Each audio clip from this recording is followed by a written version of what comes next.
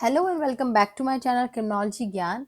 आज हम डिस्कस करने वाले हैं एक न्यू वैकेंसी के बारे में for forensic students and criminology students in forensic science laboratory Delhi में ये vacation for the post of junior scientific assistant. ठीक है, इस वीडियो में हम सब कुछ डिस्कस करेंगे, क्या क्या क्वालिफिकेशन की ज़रूरत है, कितनी सैलरी मिलेगी और बाकी अगर कोई और किसी तरीके का बेनिफिट मिल रहा है, वो सब हम इस वीडियो के अंदर डिस्कस करने वाले हैं। मगर उससे पहले अगर आप मेरे चैनल पर नए हैं तो चैनल को सब्सक्राइब करना मत भूलिएगा और साथ में लगे बेल आइकन को प्रेस कर दीजिएगा ताकि मेरी तरफ से आए किसी भी नोटिफिकेशन को आप मिस ना करें। तो चलिए शुरुआत करते हैं। तो ये जो नोटिफिकेशन आया है ये आप फॉरेंसिक साइंस लेबोरेटरी दिल्ली का जो वेबसाइट है, एफएसएल की जो वेबसाइट है, वहाँ पर आपको ये नोटिफिकेशन मिल जाएगा। इसके साथ साथ मैं डिस्क्रिप्शन बॉक्स में इसका लिंक दे दूंगी और नहीं तो मैं आपको टेलीग्राम चैनल पर अपने शेयर कर दूंगी इसका लिंक, ताकि आप इस नोटिफिकेशन को अच्छे से एक बार देख पाए। तो चलिए शुरुआत करते हैं, क्या चीज़ें हैं जो हमें इसमें जाननी ज़रूरी हैं। तो सबसे पहले जो ये रिक्रूटमेंट नोटिस आया है वो देखते हैं। इसमें जो एप्लीकेशंस हैं वो किस लिए इनवाइट की गई हैं? For the post of junior scientific assistant. ठीक है, तो जूनियर साइंटिफिक असिस्टेंट की पोस्ट के लिए ये रिक्रूटमेंट आई है for a period of 1 year on contract basis. तो कॉन्ट्रैक्ट बेसिस पर ये जो रिक्रूटमेंट है वो रहेगा। इसमें काफ़ी सारे अलग अलग डिविजन्स के लिए रिक्रूटमेंट निकली है, जैसे कि बैलिस्टिक्स डिवीजन के लिए, बायोलॉजी डिवीजन के लिए, केमिस्ट्री डिवीजन के लिए। ठीक है, जिनके अलग अलग क्राइटेरिया भी हैं कि मास्टर्स डिग्री होनी चाहिए केमिस्ट्री में, टॉक्सिकोलॉजी में, फॉरेंसिक साइंस में। ठीक है, इस तरीके से काफ़ी सारी जो है अलग अलग डिविजन्स में अलग अलग डिविजन्स के लिए वैकेंसी निकली है। बट हमें जो देखना है, मेनली हम देख रहे हैं क्रिमिनोलॉजी स्टूडेंट्स के लिए। आप 6 नंबर पर जाएंगे अगर नोटिफिकेशन के, वहां पर आपको मिलेगा जूनियर साइंटिफिक असिस्टेंट लाई डिटेक्शन। ठीक है, तो यहाँ पर जो रिक्रूटमेंट हो रहा है जूनियर साइंटिफिक असिस्टेंट का, वो लाई डिटेक्शन डिवीजन में हो रहा है।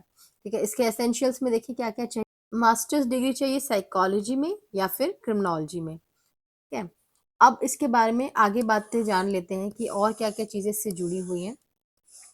नंबर ऑफ पोस्ट की अगर मैं बात करूं कि इस डिवीजन में इस पोस्ट के लिए कितनी वैकेंसीज हैं, तो यहाँ पर देखिए 12 इन टोटल पोस्ट है, जिसमें अनरिजर्व कैटेगरी के लिए 6 पोस्ट हैं, ओबीसी कैटेगरी के लिए 2, एससी कैटेगरी के लिए भी 2 सीट्स हैं, एसटी कैटेगरी के लिए 1 सीट है एंड ईडब्ल्यूएस कैटेगरी के लिए 1 सीट है। तो इन टोटल 12 सीट्स हमें यहाँ देखने को मिलेंगी। नाउ इसके साथ साथ हमें डिस्क्लेमर भी दे दिया गया है कि ये जो पोस्ट हैं, वो नंबर ऑफ पोस्ट हैं वो प्रोविजनल है और ये कभी भी चेंज हो सकते हैं विदाउट एनी प्रायर नोटिस। अब आपको ड्यूटीज क्या करनी पड़ेगी, अगर आपको जानना है कि आपका जॉब प्रोफाइल क्या है, आपको करना क्या होगा, तो you have to assist senior officers. आपको सीनियर ऑफिसर्स को असिस्ट करना है इन एग्जामिनिंग फॉरेंसिक केसेस। आपको रिपोर्ट प्रिपरेशन में उनकी हेल्प करनी पड़ेगी, क्राइम सीन्स को विजिट करना पड़ेगा या अटेंड करना पड़ेगा, क्राइम सीन की फोटोग्राफी और वीडियोग्राफी करनी पड़ेगी। ठीक है, जो साइंटिफिक एविडेंसेस हैं क्राइम सीन पर अवेलेबल, उनको आइडेंटिफाई करना है, कलेक्ट करना है, प्रिजर्व करना है। ठीक है, 24/7 शिफ्ट मैनर में रहेगा ये जॉब आपका। एंड कोई भी इसके अलावा और भी अगर कोई काम जो सुपीरियर आपको दे रहे हैं, वो काम आपको करना पड़ेगा। ये आपका जॉब प्रोफाइल रहेगा। अब देखते हैं कि इंटरव्यू कहाँ पर हो रहा है। इंटरव्यू जो होगा वो एफएसएल में ही होगा, सेक्टर 14 रोहिणी, न्यू दिल्ली में। ठीक है, और जो इंटरव्यू का टाइम है वो सुबह 10 बजे से है। ठीक है, रिम्यूनरेशन की बात करें तो एक फिक्स रिम्यूनरेशन मिलेगा, इसके अलावा और किसी भी तरीके का अलावेंस आपको नहीं मिलेगा।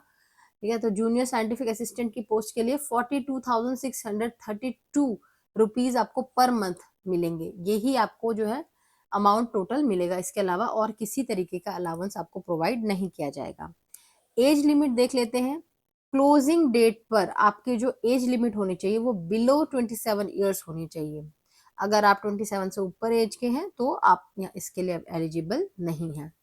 ठीक है, अब ये अगर जानना है कि हमें इस अपने एप्लीकेशन फॉर्म को सबमिट कैसे करना है, तो या तो आप फिजिकली फॉरेंसिक साइंस लेबोरेटरी जो कि सेक्टर 14 रोहिणी में है, वहाँ पर जाके फिजिकली आप बाय हैंड उनको सबमिट करवा दीजिए, ठीक है।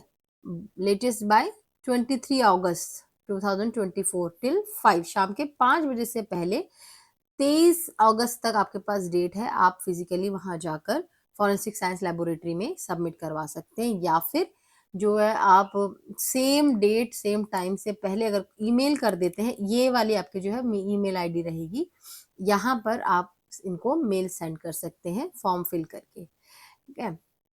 और लेकिन आपको एक चीज और ध्यान रखनी है कि जब आप इंटरव्यू देने जिस दिन जाएंगे तो आपको ओरिजिनल डॉक्यूमेंट्स लेके जाने हैं, ठीक है। इसके अलावा अगर आप किसी और मोड से बाय पोस्ट भेज रहे हैं या किसी और तरीके से अगर आपने अपना एप्लीकेशन फॉर्म भेजा है तो उस मोड को वो एक्सेप्ट नहीं करेंगे, किसी भी तरीके का और मोड वो एक्सेप्ट नहीं करेंगे, ठीक है। एंड टेन्योर तो आपको पता ही 1 साल तक का टेन्योर है, ठीक है। इसके अलावा आपको किसी भी तरीके का ट्रैवल अलाउंस पेड नहीं किया जाएगा। अगर बाय चांस जिस डेट पर आपका इंटरव्यू शेड्यूल किया गया है उस डे पर किसी भी रीजन से XYZ किसी भी रीजन से अगर इंटरव्यू नहीं हो पाता है तो वेरी नेक्स्ट वर्किंग डे पर जो है आपका इंटरव्यू कंडक्ट कराया जाएगा, ठीक है। किसी भी तरीके की पर्सनल इंक्वायरीज नहीं की जाएंगी ऑन टेलीफोन, ठीक है। एंड ऑल्सो ये क्या कहा गया है कि कैंडिडेट्स को जो है ओरिजिनल डॉक्यूमेंट्स लेके आने हैं अबाउट देयर एजुकेशनल क्वालिफिकेशन या इसी तरीके के और जो रिलेवेंट डॉक्यूमेंट्स हैं, जैसे कि अगर आपने ओबीसी से करा है या एससी से करा है, एसटी से करा है, तो इस एजुकेशनल क्वालिफिकेशन डॉक्यूमेंट के साथ साथ ओरिजिनल आपको रिलेवेंट डॉक्यूमेंट्स भी लेकर आने हैं, ठीक है। उसकी उनकी फोटोकॉपीज भी होनी चाहिए, वो सेल्फ अटेस्टेड होनी चाहिए, ठीक है। इसके अलावा जो कैंडिडेट्स हैं उनको अपना आईडी प्रूफ भी लेकर आना है। आईडी प्रूफ में देखिए वो क्या ला सकते हैं, वो भी उसकी एक सेल्फ अटेस्टेड कॉपी चाहिए होगी, यानी कि आप फोटो कॉपी करवा के उसमें सिग्नेचर करके सेल्फ अटेस्ट कर सकते हैं। और आईडी प्रूफ में देखिए क्या क्या चीजें ला सकते हैं, ड्राइविंग लाइसेंस है आपका, वोटर आईडी कार्ड है, आधार कार्ड है, बैंक का पासबुक भी, बट उसमें आपकी फोटो होनी चाहिए, और एटलीस्ट 3 साल पुराना होना चाहिए आपका बैंक अकाउंट, ठीक है। पासपोर्ट भी चलेगा आपका, पेंशनर्स कार्ड या किसी भी तरीके का और प्रूफ जो कि ऑफिस को लगेगा कि ठीक है, तो ये सारे जो डॉक्यूमेंट्स हैं ये रिक्वायर्ड हैं। इसके बाद नेक्स्ट पॉइंट जो है वो ये कहता है कि किसी भी टाइम पर इन सर्विसेज को टर्मिनेट किया जा सकता है। एफएसएल के जो डायरेक्टर हैं उनके पास ये पावर है कि वो किसी भी टाइम पर इसको टर्मिनेट कर सकते हैं। इन केस अगर कोई सेलेक्टेड कैंडिडेट है वो 1 साल से पहले एफएसएल को छोड़ना चाह रहा है तो 1 महीने पहले उसको प्रायर नोटिस देना पड़ेगा कि आप इस एफएसएल को छोड़ रहे हैं, या फिर अगर आपने 1 मंथ प्रायर नोटिस नहीं दिया है तो आपको 1 मंथ का रिम्यूनरेशन जो है वो अपना छोड़ना पड़ेगा, ठीक है। नेक्स्ट आपका जो पॉइंट है वो क्या है कि आपको क्या एक अंडरटेकिंग भी सबमिट करना पड़ेगा कि वो किसी भी तरीके का कोर्ट में केस फाइल नहीं करेंगे कि आपको जो है सर्विस का रेगुलराइजेशन चाहिए, मतलब आप और भी इस ऑर्गेनाइजेशन में काम करना चाहते हैं, ऐसा आप क्लेम नहीं कर सकते, ठीक है। किसी भी तरीके का अलाउंस या किसी भी तरीके की फैसिलिटी जो कि रेगुलर एम्प्लॉयज के लिए है वो आपको नहीं मिलेगी, ठीक है।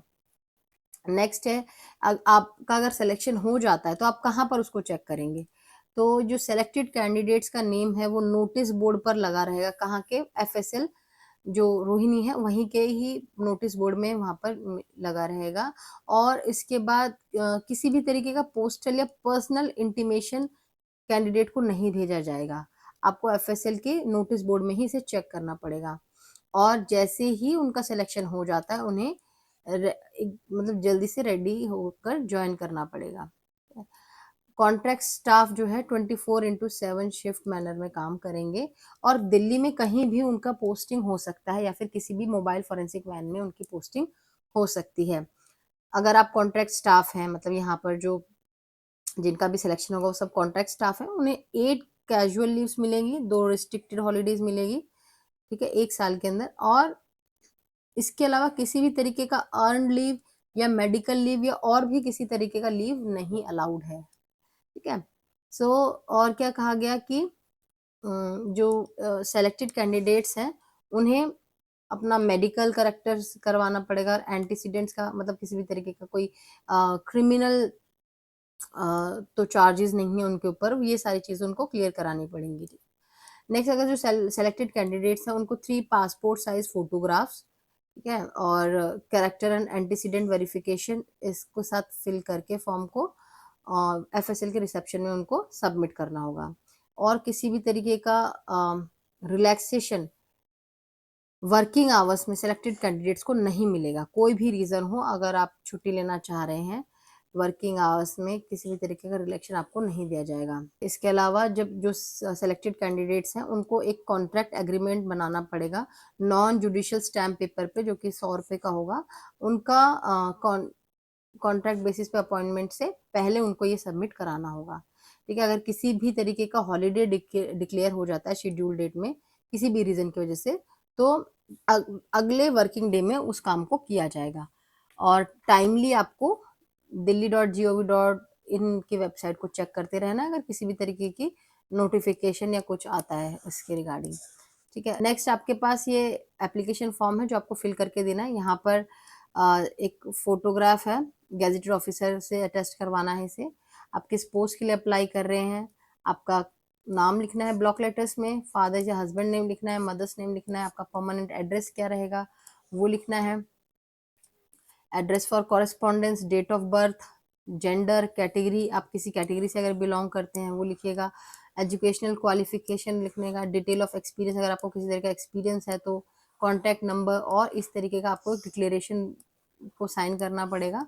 ठीक है, तो नेक्स्ट उसका एनेक्सर ए में देखिए आपको शेड्यूल, इंटरव्यू का शेड्यूल भी दे रखा है। जैसे फॉर एग्जांपल हम जो है वो जूनियर साइंटिफिक असिस्टेंट लाई डिटेक्शन के लिए इंटरव्यू देंगे, तो हमारा जो टेंटेटिव डेट है इंटरव्यू का वो 6 एंड 7 ये 2 डेट्स हमको दे रखी हैं कि टेंटेटिव डेट्स हैं जब आपका इंटरव्यू होने के चांसेस हैं। ठीक है, इसके अलावा एक चीज़ और बोली गई है कि अगर किसी भी तरीके का इंटरव्यू शेड्यूल में चेंज होता है तो वो वेबसाइट में अपलोड किया जाएगा। ठीक है, fsl.delhi.gov.in या delhi.gov.in में आपको वो जो चेंजेस जो भी हुए हैं उसके बारे में बता दिया जाएगा, तो आपको वो रेगुलरली चेक करते रहना पड़ेगा। So that's it for today's session. तो अगर आप इस पोस्ट के लिए अप्लाई कर रहे हैं, इसके रिगार्डिंग अगर आपको किसी भी तरीके का क्वेश्चन है तो आप मुझे नीचे कमेंट बॉक्स में पूछ सकते हैं, और साथ ही साथ आप मेरे टेलीग्राम चैनल को भी ज्वाइन कर सकते हैं। टेलीग्राम चैनल का लिंक डिस्क्रिप्शन में मेंशन है। सो मिलते हैं नेक्स्ट लेक्चर में।